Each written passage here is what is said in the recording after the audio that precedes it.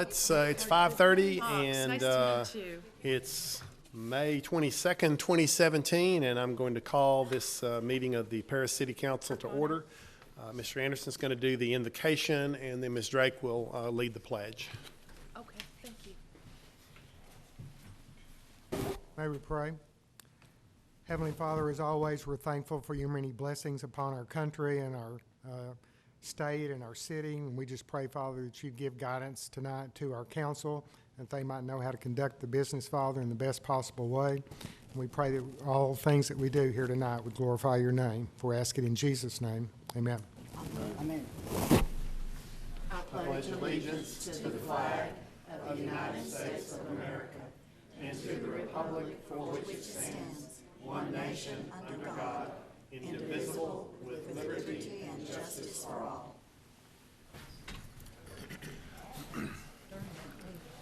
All right, the first item, as usual, is the Citizens Forum. Persons desiring to address the council must limit their presentation to no more than 2 minutes.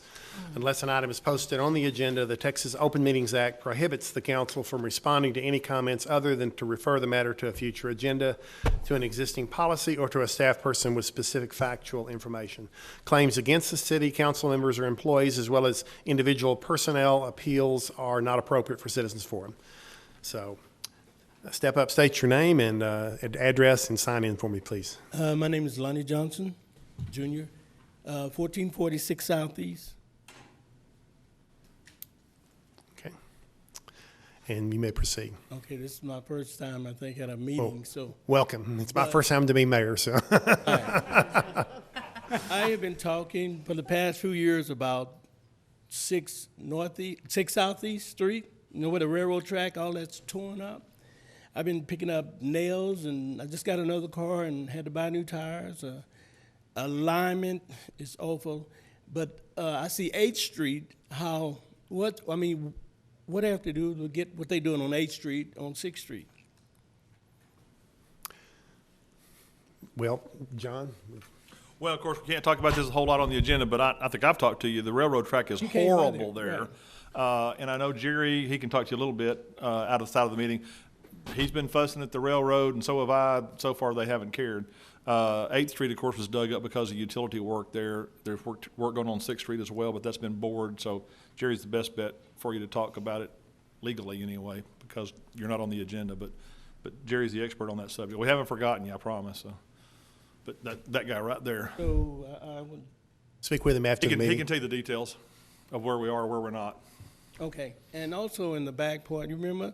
Well, I tell you what they said it used to be a street back there. Mm-hmm. So they fenced it in, it's in our backyard, and every year snakes or something would come out, and they say you can't shoot it, so what am I supposed to do?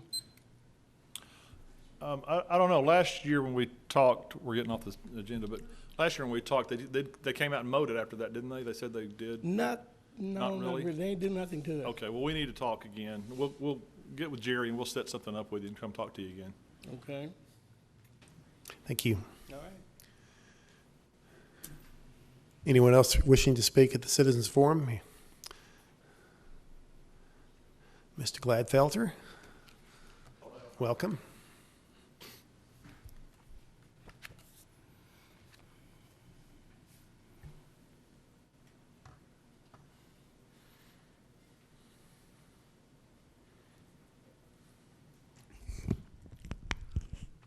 Welcome all the new faces on council tonight. Welcome, Mr. Mayor, to your new position. About a year and a half ago, I had Freedom of Information papers released to me in regards to the police, and this is just a friendly reminder that I will continue to do once a year, and that is no policeman is permitted on my property unless they've been invited on by me or they are serving me a warrant. Under no circumstances should they come on otherwise, or it will be regarded and handled as trespassing. Thank you. Thank you, Mr. Gladfelter. Anyone else wish to address the council? Seeing no one rise, the Citizens Forum is now closed. The next item is the consent agenda. Does anyone on the council have anything they wish to pull from the consent agenda and discuss? I'll take a motion to accept the consent agenda then, I make a motion, we accept it. in a second. Okay, all in favor? Aye. Opposed? Consent agenda passes. Okay, we're at item number 12.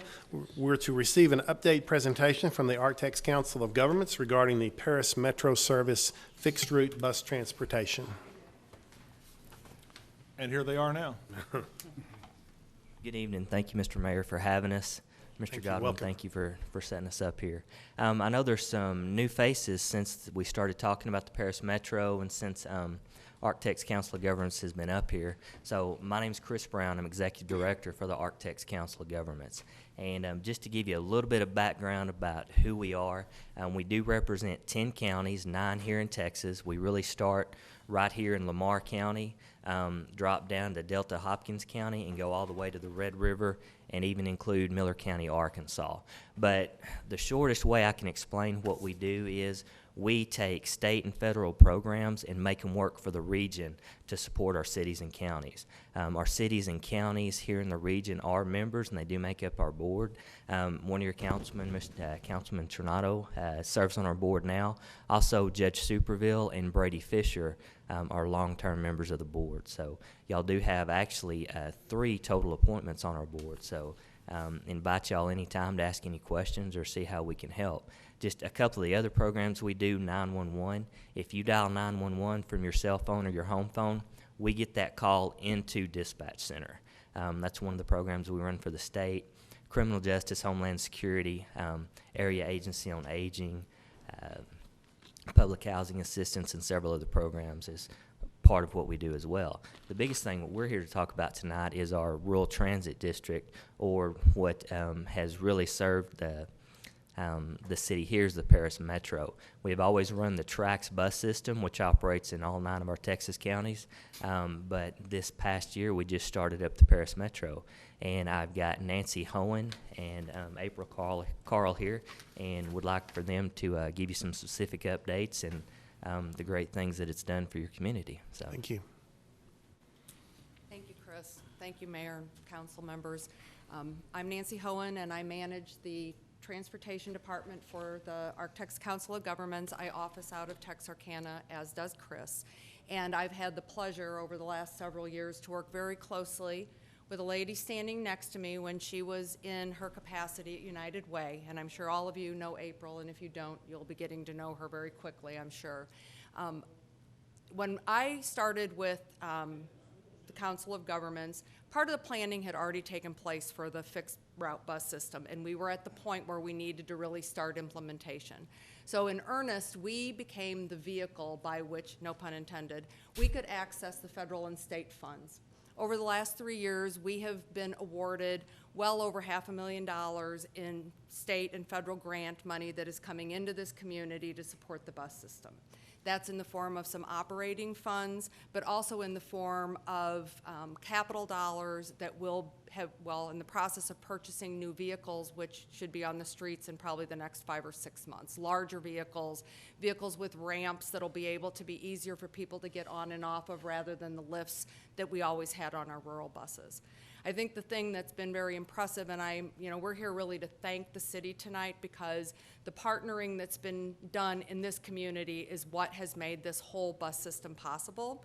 And that started with in-kind partnering with the city's behalf of their Public Works Department, erecting the bus stop signs, agreeing to help us erect the, install the benches, the bus shelters, helping out with your GIS department, helped with the route maps. So it's really was a partnership from the beginning.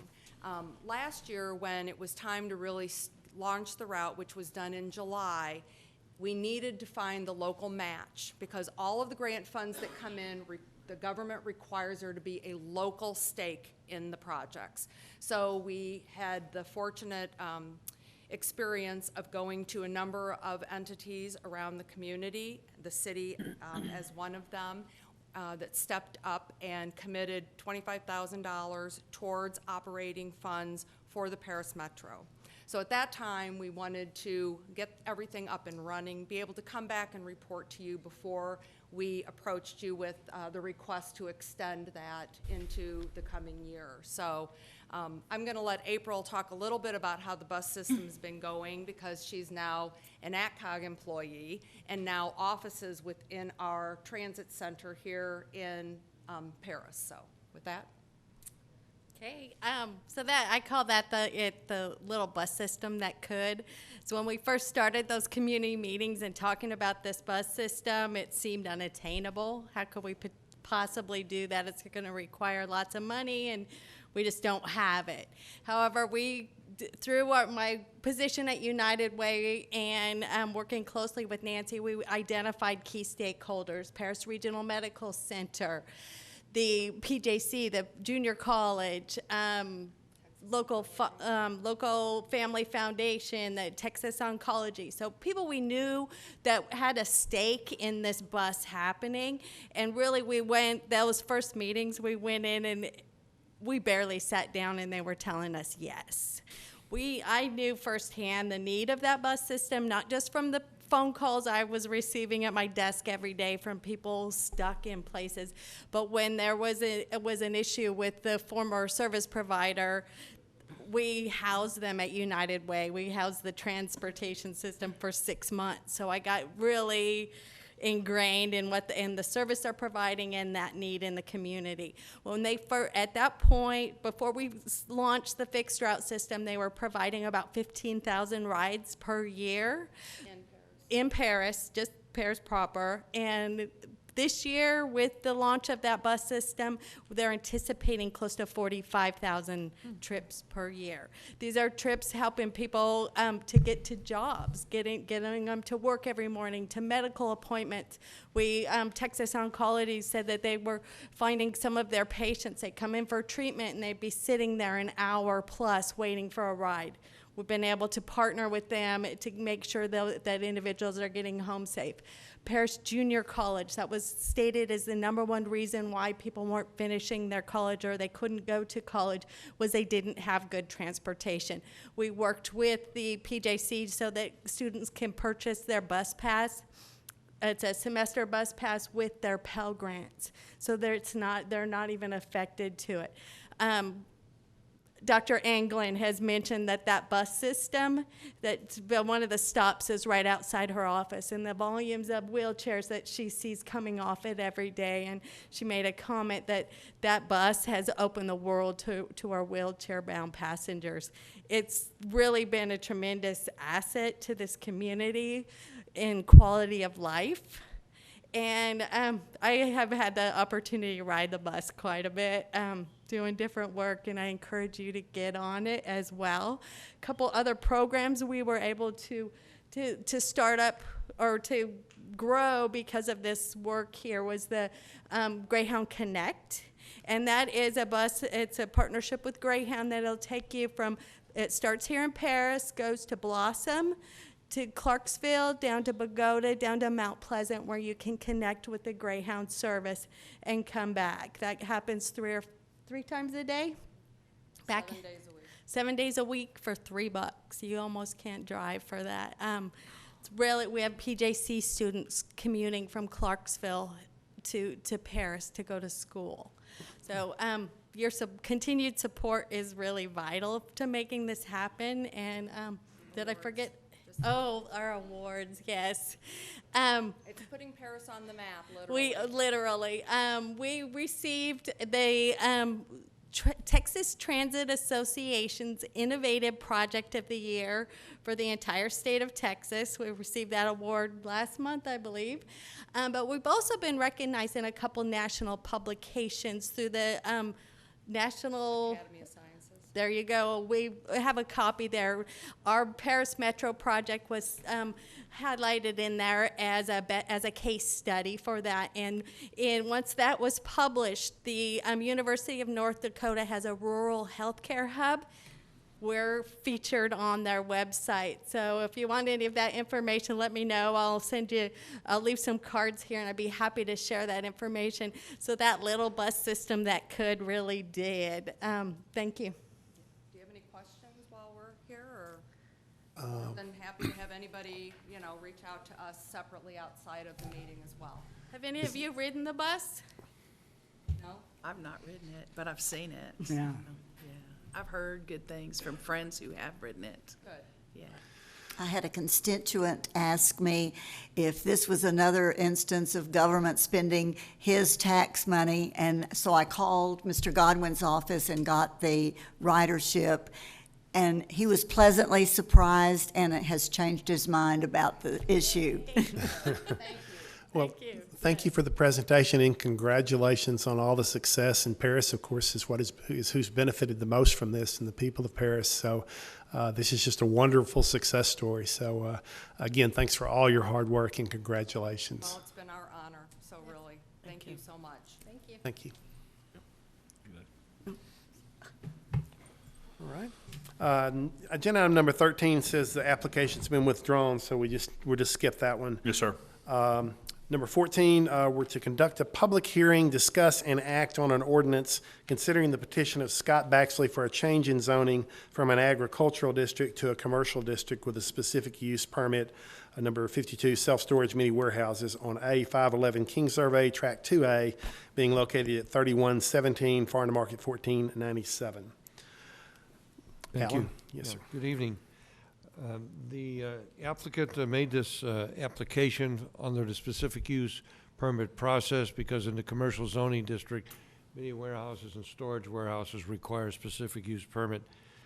Planning and Zoning Commission and staff recently held a public hearing and we recommended approval.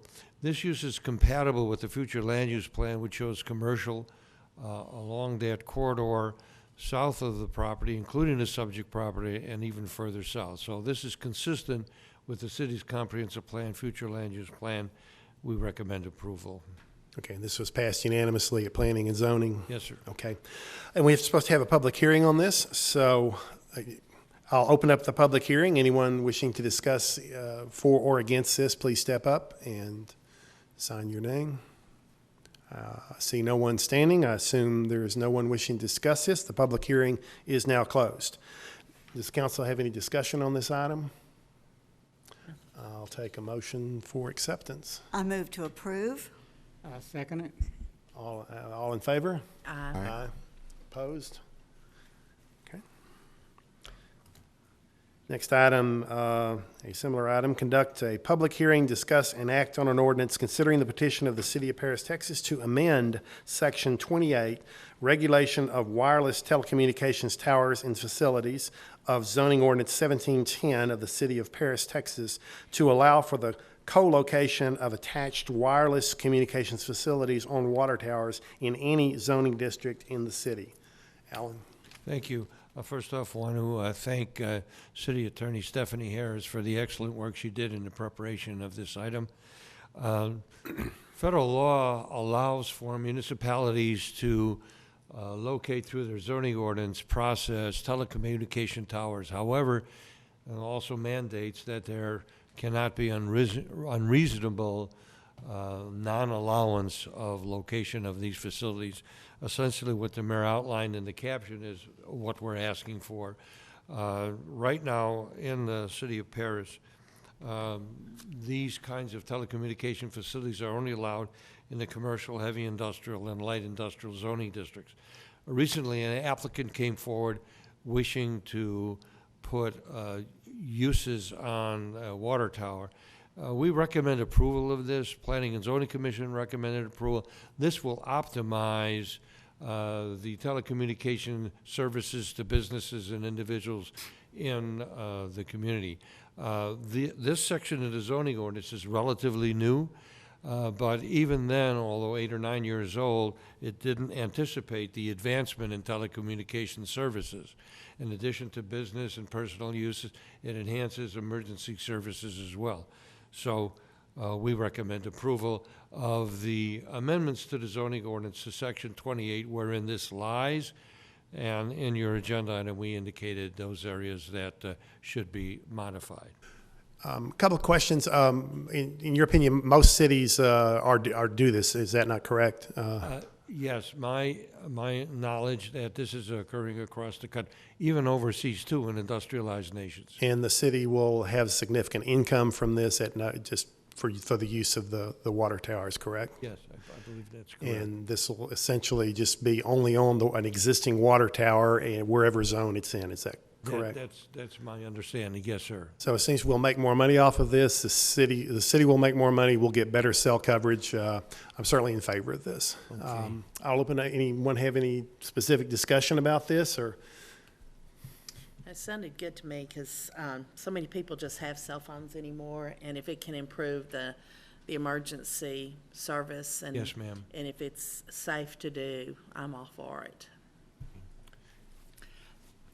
I'm definitely in favor of this. However, I hope that there's a provision in here somewhere that if the structure on which the cell tower is located needs to be repaired, we're not going to be sued by anybody because the cell tower has to come down to repair the structure on which it's sitting.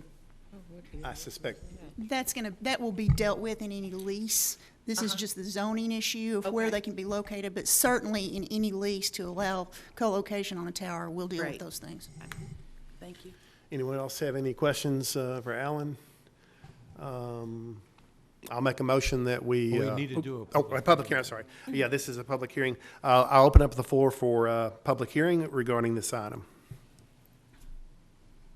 Seeing no one rise,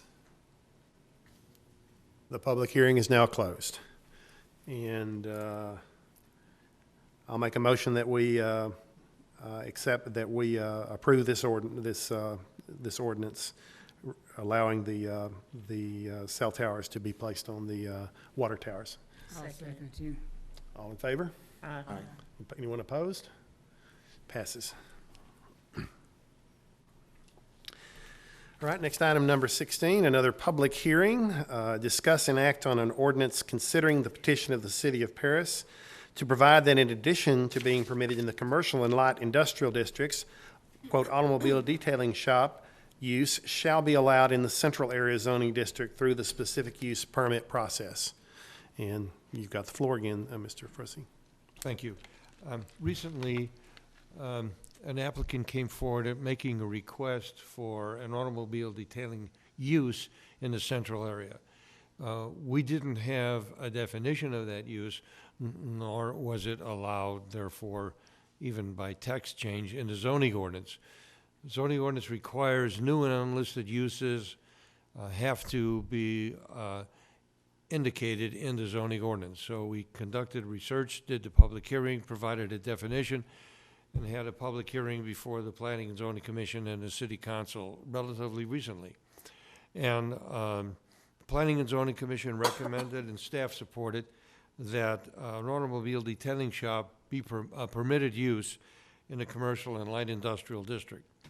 At that public hearing before the Planning and Zoning Commission, several members made a request that we should allow this through the special use permit process in the central area zone. And there were several reasons for that.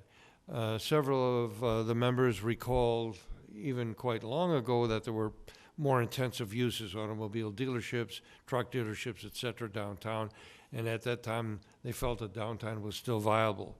The second reason was that there are permitted uses that are more intensive, substantially more intensive than an automobile detailing shop, most of which, in my experience, are enclosed anyway. We have permitted uses for automobile sales and service, gas stations, automobile repair. The other automobile-oriented use in terms of opportunity in the central area zone would be open automobile lots. Those require a specific use permit too. And the other reason, and the staff included this in their discussion, as you know, in specific use permit, unlike a permitted use, which you can allow, or a non-permitted use, which you don't allow, a specific use permit essentially suggests we're not sure. It's always site-specific, and to provide additional support if it should be granted. It's totally legal for city councils to place additional restrictions to protect the use from any negative impacts in the community. In this case, we recommend approval And the other reason generally is the recognition by citizens and council that we're trying to optimize the opportunity for new and existing businesses to try to retain the existing business and create reasonable opportunities for new businesses. Staff and the commission recommend approval. Okay, thank you. Thank you, sir. And we need to have a public hearing on this, so I'm going to open the public hearing. Anyone wanting to this, come right on up, sir.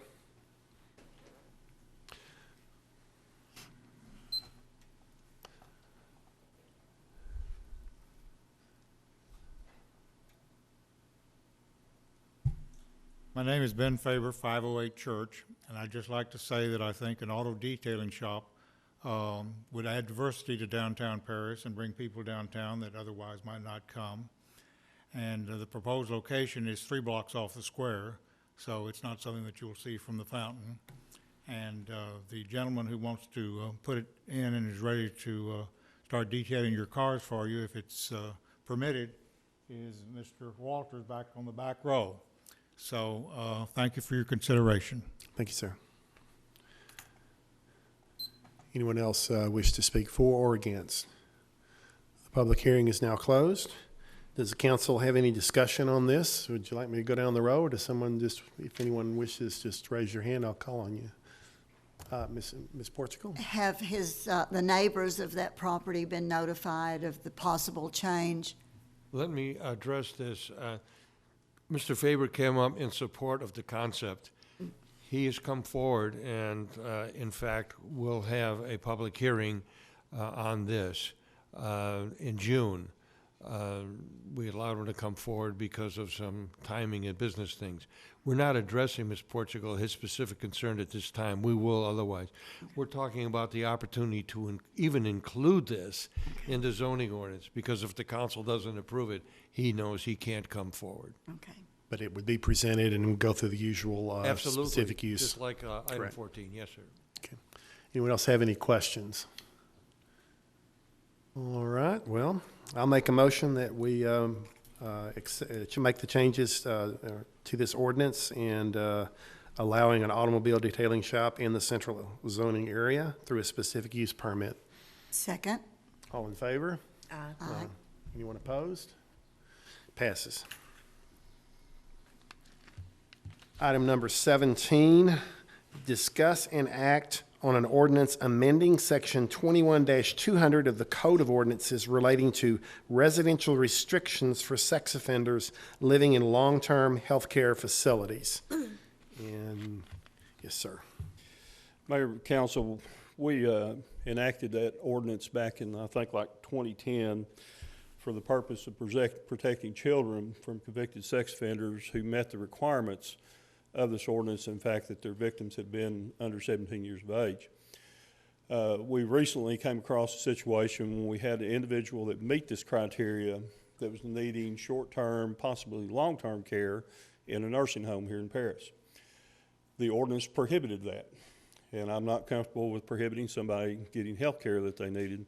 So we're asking to change this, that when they come in, they have to come in, register, report any kind of change of address, that during that interaction that they present us the information as to why they need to be in a nursing home or don't need to be in a nursing home. Our main concern is whether or not they're ambulatory. If they're not ambulatory, there's going to be very, very low risk of any issues. If they are, then we do have a risk. And that's what we're asking for that amendment for. And I was reading this, and apparently each and every one of these cases will have to come directly to you, Mr. Hunley. Is that correct? Anytime any sex offender changes their address, they have to report, and if they've got that documentation on that particular case, yes, we'd have to take a look at it. And I notice the ordinance also specifically states that these people will have limited mobility or completely non-ambulatory, the people that will be approved through this process. That's correct. And essentially, this is because there is no place in Paris that these people can get health care, chronic long-term health care. Is that correct? That is correct. Okay. Does anyone have any questions for Mr. Hunley? Anyone? And I'll entertain a motion to accept these changes. Mr. Make a motion to accept it, please. And do I have a second? I'll make the second.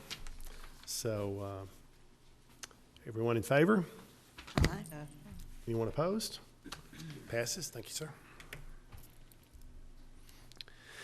Item number 18, receive presentation from NewGen Strategies and Solutions LLC regarding the 2017 water and wastewater cost of service study. Council members, as you know, the City of Paris currently has treated water contracts with 4 of the local industries. One of the requirements of those contracts is that we have an independent rate study conducted each and every year. The study determines what the contract customer rates are for those 4 customers. But as a byproduct of that study, the cost or the rates also are included for non-contract customers, residential, commercial, and non-contract industries. So we get that information as well. The 2017 study has been completed, and Chris Ackroot from NewGen Strategies and will have a brief presentation to inform the council on the results of that study. Good evening, Mr. Mayor, members of the council. Again, my name is Chris Eckert. I'm with NewGen Strategies and Solutions, here to present the rate report for this year. And okay, perfect. It's advancing there. Again, as Gene indicated, this study is required through your agreements with your treated water contract customers. The contract customers' rate are set pursuant to the study. We do have, as you'll see on the next slide, a slight timing differential within the study. Your contract customers are set based on a historical test year, meaning we look at fiscal year 15 and 16 for those actual expenditures. Going forward for your retail customers, we look at the budget year. So we're using fiscal year 2016-17 in that analysis. So again, the goal is to comply with the contracts. As we go through the study, one of the things that we focus on, one of the key elements, is your rate maintenance policy. This was a policy that was established back in 2010 that set some very specific metrics that we have to look at when we look at water and sewer rates. This ensures that you have sufficient money to pay your debt, that you can cover your debt and meet your obligations. This also makes sure that we have sufficient money set aside for major repair and replacement that may come up. So as you'll see on the next slide this year, right now the currently available funds are slightly below the rate maintenance policy. You'll see in the report that we provided we're about $60,000 under. That represents about a 0.55% revenue differential.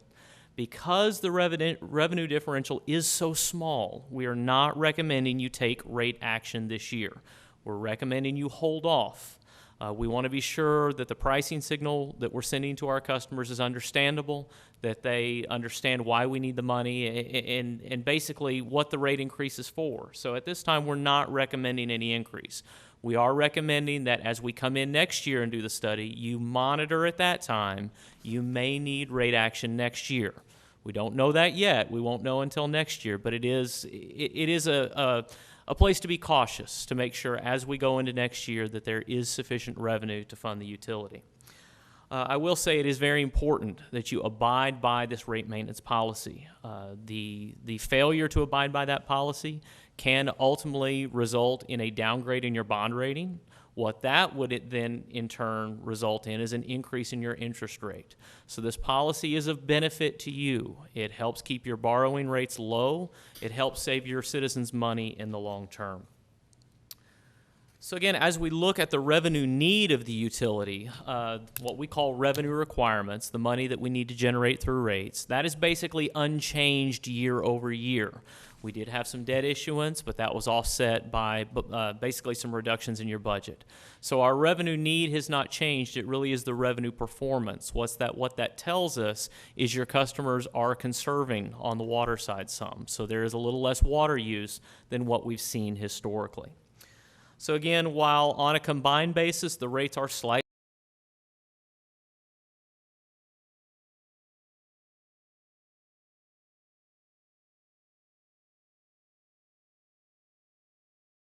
be the same as they should be for council members. And again, boards and commissions are great training grounds, as two of you can attest, for future council members. And so I think that's something we want to encourage is future council members to be on boards and commissions. And then the fourth item is, in case you're confused what we're doing there with, again, emphasizing that boards and commissions are important. We haven't had a real orientation in a while. What we've done the last, since I've been here, 4, 5, 6 years, is we kind of shortcutted, because now you can do the Public Information Act training and the Open Meetings Act training online. In fact, you have to. All of you have had to do that. You have to certify that and so forth.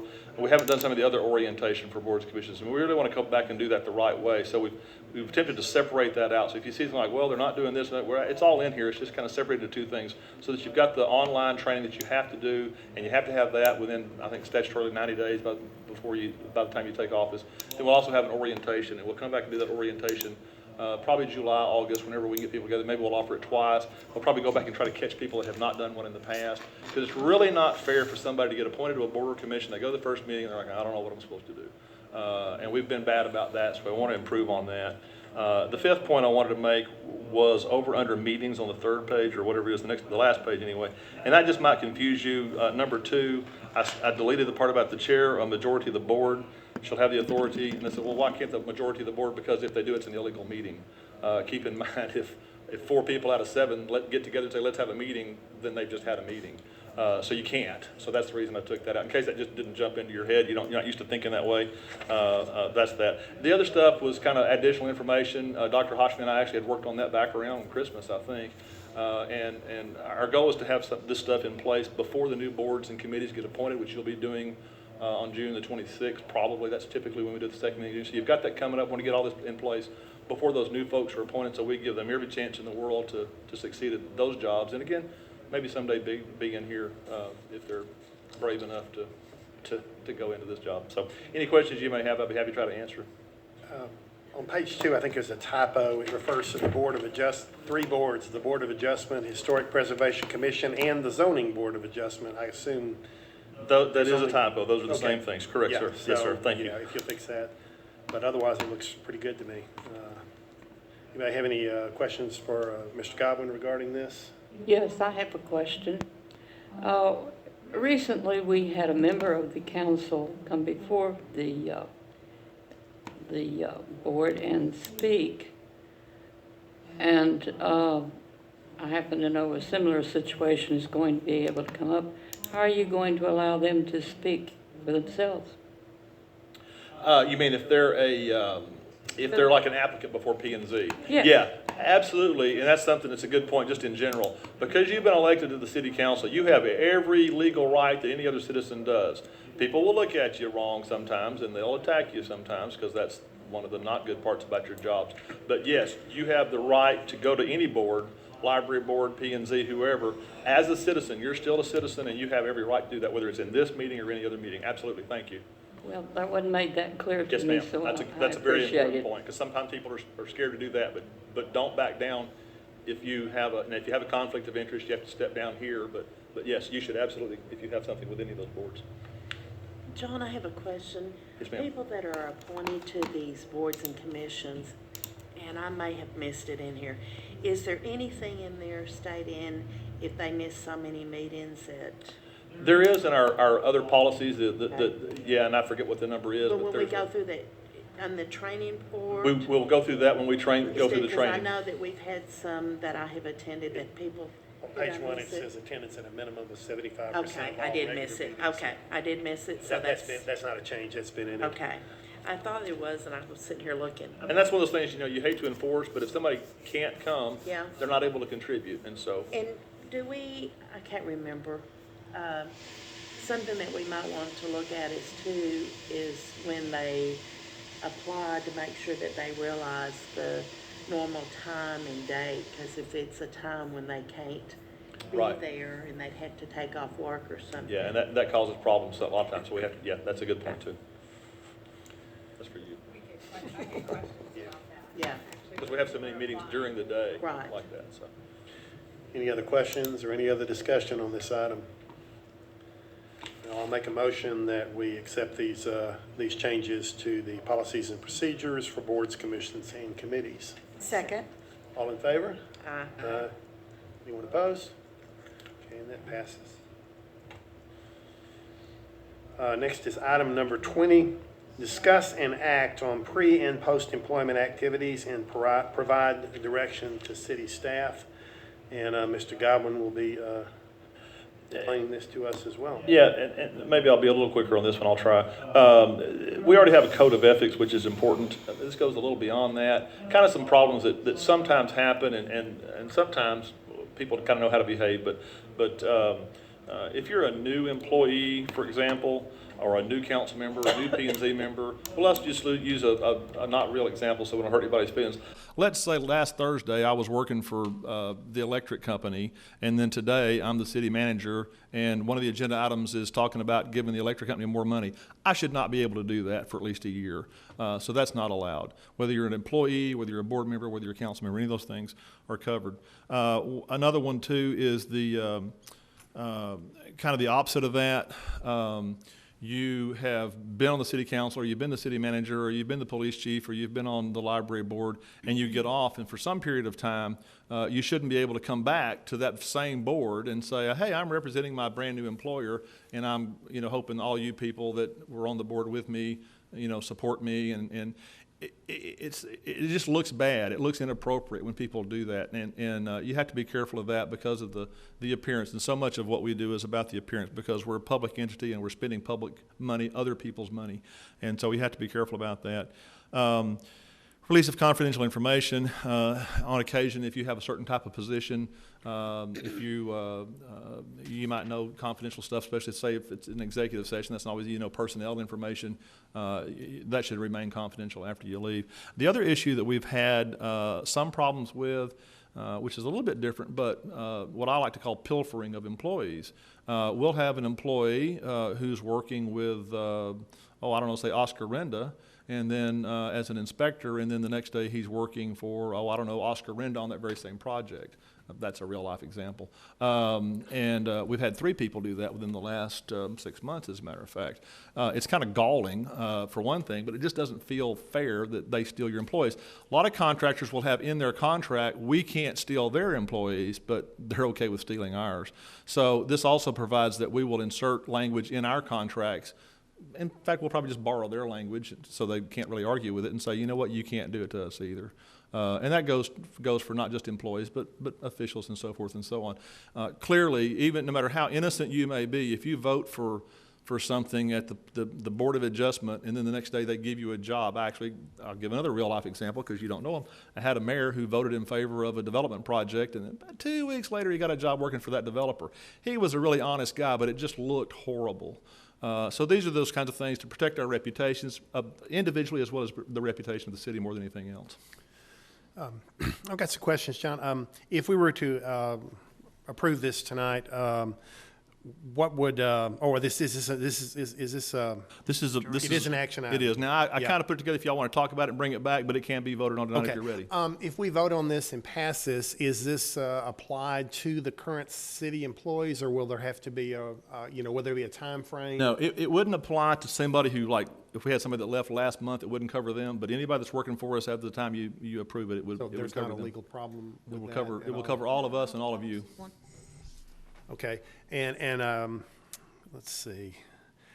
Well, I like this. I actually was the one that requested that John put this on because I think we're losing some good employees, and we needed a employment restrictions and information just like this. I think is very good. And am I correct? Most cities have something like this. Yes, sir. In fact, I actually borrowed this from a city that I wrote it for in a previous job, so. I like this. Okay. Well, I'll open it up for discussion. We'll just one by one talk about this, Ms. Portugal. I think it keeps everything above board. I like the idea. Okay. I agree with Paula. I sure do. Mr. Tornado. I like it too, for the openness, yeah, the ethics. Mr. Jenkins. I agree with it, and I appreciate the information. Ms. Lancaster. It's a really good idea. Okay. And Ms. Drake. Go for it, and I say for the staff to go forward, in my opinion, and get something written up to bring back to us for adoption. And as you said, all future contracts will have this written into them. Right. De facto. Yeah, of any consequences. Sure, right. sure, of course. All right, I'll make a motion that we accept these pre- and post-employment activities at this meeting tonight, if y'all are willing to do that. Second it. And all in favor? Aye. Aye. Anyone opposed? All right. Item number 21, discuss residential development proposal and provide direction to city staff. And this would be Mr. Godwin again. And I'll make just a really short presentation. Mr. Dixon is here, and I'll let him speak for himself. GVD Construction is, as near as I can tell, a builder of quality apartment complexes and so forth, and they'd be a good corporate citizen. They have asked for some sort of abatements, tax abatements, and/or other types of development abatements, or discounts or rebates to help make their project more profitable, more viable financially. Now, that's the one side of it. The other side of it is tax rebates, especially for residential projects, are rare. To my knowledge, it's never been done in the history of Paris. I have had 2 different apartment complex owners contact me today, and I promised them both, because one of them couldn't be here and one of them was scared of you, I think.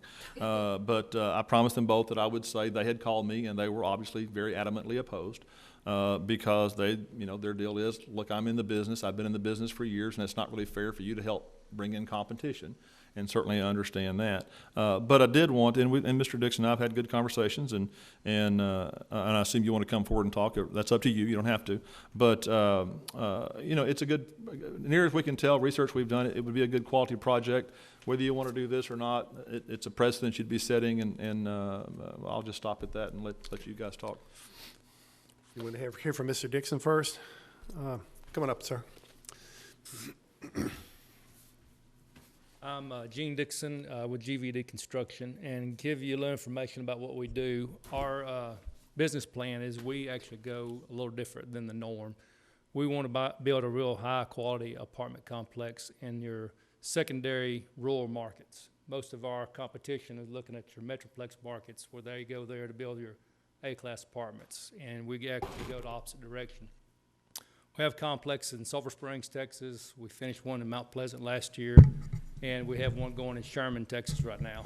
So we have you guys on our business plan, and we're wanting to start construction this summer. We have another one in Denison, Texas, that we're also looking at trying to start first of the year. So what we do, we go to the cities and try to build A-class apartments. We're not going for a low-income housing. We're not going for Section 8. We're trying to be the top of the market, bring a real nice product to the town. So we don't do any of those type products. That's kind of the norm in the rural area. Most of your rural area competitors, they're wanting a low-income component or a Section 8 housing type component to their apartments. That is not us at all. We're trying to do the opposite of that. So therefore, when we do that, it takes our financing is a little more not competitive. If you go to these markets, most of your financing is competitive if you're doing low income or you're doing a rural Section 8 component. Ours, we want conventional financing from local banks.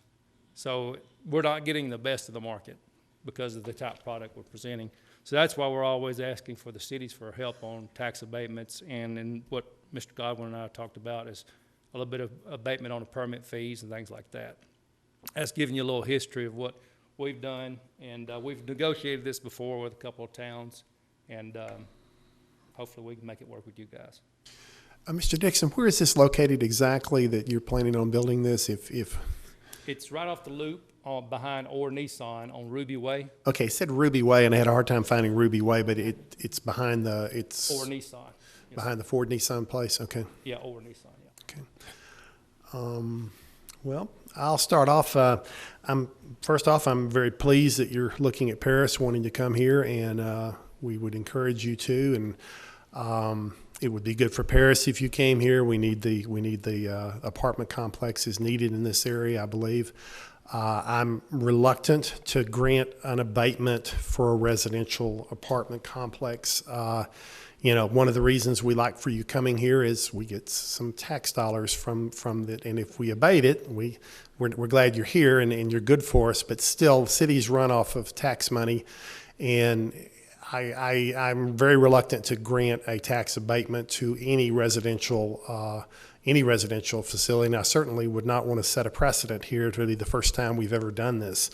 So that's kind of my feelings on this. Ms. Portugal? Well, this is the first I've heard that it may be in my district, and we would welcome you to Paris, Mr. Dixon, but I've heard from numerous constituents today and over the weekend, and one who owns a cleaners here in town that employs 20 people, and he's never gotten any tax abatements, and he had to pay all of his building fees and so forth. So if we could work out something with the city manager and the city attorney that was, I could go for maybe 100% the first year, but then sliding, because that's when you're under construction. I think there's a big need for this type of facility in Paris, and but I'm, again, like the mayor, I'm reticent about tax abatements. Linda? Ms. Knox? I would concur. I would not be a fan of an abatement. However, while it's under construction, perhaps, but, you know, I'm real conflicted. You know, why would we give you a reduction in fees and an abatement, and then other people who have built apartments and such, not one? Yes. That would be my conflict there, and that's why I would say that. And the reason we usually ask it of the towns is that we're trying to bring a product to the town that you don't have. They're trying to bring it'd be I don't know if you've had a chance to review everything, but it's a gated community with fitness center and Right, I all saw those that. amenities. That's what we're trying to bring, kind of a top-notch product to your town. So when we build it, the cost is more than a lower income type property. Do you have anybody on your list yet for your properties? You know, sometimes if there's a great need, a lot of times there would be a pre-sale situation, and I just didn't know if you've already. No, we don't sell. We'll keep the property and manage it. That's the reason we have the asking for abatements. Or anybody sign on your rental list or anything that if you build this, yes, I will definitely rent an apartment. Or No, that's part of the kind of our abatement question too. Is Gotcha. When we go out there, it's hard to say, hey, we're going to go out and pre-lease 136 apartments before we can begin the construction. Okay. Because everybody leases an apartment, they want to move in next month. They don't want to wait a year and a half and so from now till what the construction time takes. So you can't really pre-lease apartment complex. It's a hard thing. So you're kind of going out there and rolling the dice when you start the construction, thinking, hey, I think I'm going to get this thing rented out, and that's what our hopes are. And our track record so far has proven that, yeah, when we find our market, we're right. Our project we done in Mount Pleasant last year, it fully occupied in just a few months after construction was complete, just because it was a needed asset there. And now Mount Pleasant, they actually helped us with some sewer and off-site utility project that we asked for them for help with instead of tax abatements. Okay, Mr. Tornado, you have any questions? Oh, no, I just have my doubts about this. I don't think it's fair to the other owners here in Parrish to try this, you know? Yes. That's the way I feel about it. And maybe you and John could get together, maybe work something out, you know, better than this, but Okay. Mr. Jenkins? I have no questions for him. I'm just against the abatement. Ms. Lancaster? Some years ago, we did some work on a sliding scale. I'm not in favor of 100% tax abatement, but maybe something in a sliding scale might still work. Okay. I think it's set in a precedence that we're not ready to get to right now, and the same thing, I'm not at 100% at all in any, for a residential. And I did see where you had on there a sliding scale, and I'm not real crazy about that particular one.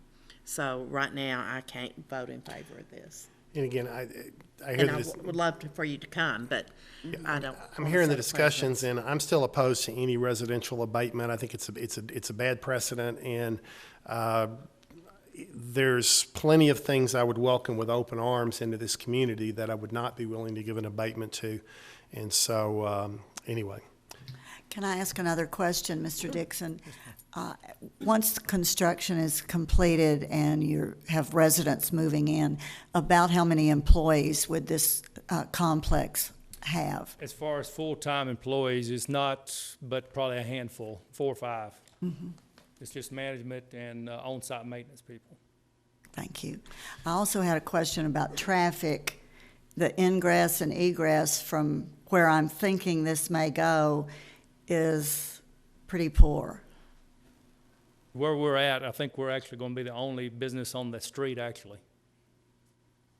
But to get to the loop, Yeah, the loop, it has a median between the loop and the access there. Yes. And we actually prefer that it's not an easy access right straight to the loop, because we don't want a lot of traffic in our area either when we build. We want it to be kind of set off the loop without it being in the middle of all the commercial activity. well, I use that daily, and it's kind of harried. Yeah. An odd place to begin with. Any other discussion on this? I'd like to make a motion that we reject this tax abatement. Okay, a motion and a second. All in favor of rejecting the abatement? Aye. Aye. Anyone opposed? Okay. Thank you. And, well, that's just about it. Consider future events. Anybody?